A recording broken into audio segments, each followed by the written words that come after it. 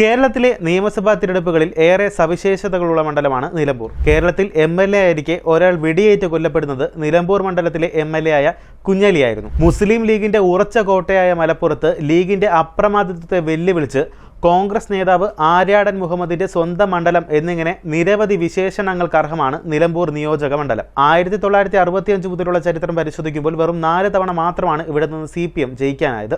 1965 ആദ്യ തിരഞ്ഞെടുപ്പിൽ കുഞ്ഞാലിയുടെ CPM മണ്ഡലം ആദ്യമായി ജയിച്ചു. പിന്നീട് 82 TK ഹംസയിലൂടെയും മണ്ഡലത്തിൽ CPM വിജയക്കൊടി പാറിച്ചു. എന്നാൽ പിന്നീട് 2016 വരെ നിലമ്പൂരിൽ CPM സ്ഥാനാർത്ഥിക്ക് വിജയിക്കാനായിട്ടില്ല. പിന്നീട് 7 തിരഞ്ഞെടുപ്പിൽ ആര്യാടൻ മുഹമ്മദാണ് മണ്ഡലത്തെ പ്രതിനിധീകരിച്ച് നിയമസഭയിലെത്തിയത്. 1977 ആദ്യമായി ആര്യാടൻ നിലമ്പൂരിൽ നിന്ന് MLA ആയി. പിന്നീട് 1987 മുതൽ 2016 വരെ നിലമ്പൂർ MLA സ്ഥാനത്ത് ആര്യാടൻ മുഹമ്മദ് തുടർന്നു.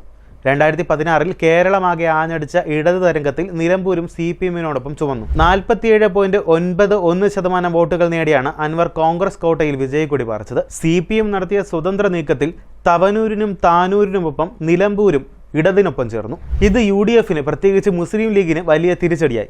2021 എന്ത് വില കൊടുത്തും മണ്ഡലം തിരിച്ചു പിടിക്കാനായിരുന്നു കോൺഗ്രസ് ശ്രമം.